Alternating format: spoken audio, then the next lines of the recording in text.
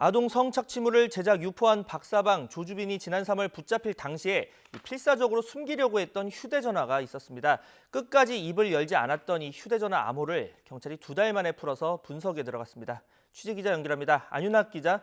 네, 경찰청에 나와 있습니다. 네, 이 조주빈의 휴대전화가 풀리면서 이 경찰 수사에도 탄력이 붙을 것이다, 이런 분석이 나오고 있죠.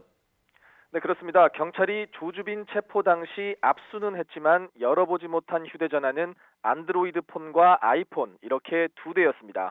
이 가운데 안드로이드 기반 휴대전화가 오늘 오전에 풀린 겁니다. 암호 해제 작업 2달 만으로 이스라엘산 특수장비가 동원됐던 것으로 전해졌습니다. 오늘 풀린 휴대전화는 조주빈이 지난 3월 검거될 당시 필사적으로 숨기려 했던 것으로 자택 소파 옆에서 발견됐습니다. 조주빈의 범행과 관련한 다양한 정보가 담겨 있을 것으로 추정되는 배경입니다. 경찰이 현재 휴대전화에 담겨 있는 구체적인 정보를 하나하나 확인한 건 아닙니다. 휴대전화 암호를 풀더라도 범죄 관련 내용을 분석하기 위해서는 경찰청 훈령 등 법이 정한 절차를 따라야 하기 때문입니다. 다만 경찰은 박사방 유료 회원 추적 등 진행하고 있는 수사에 탄력이 붙을 것으로 보고 휴대전화 분석에 기대를 걸고 있습니다.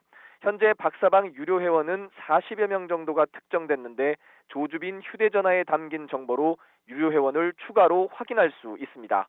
또 자택에서 발견된 현금 1억 3천만 원에 더해 숨어있는 범죄 수익이 더 나올 가능성도 있습니다.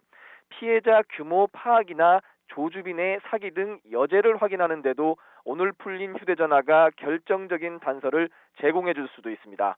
경찰 관계자는 휴대전화 분석 과정에서 필요에 따라 재판을 받고 있는 조주빈을 상대로 추가 대면 조사할 수도 있다고 밝혔습니다. 지금까지 경찰청에서 YTN 안윤학입니다.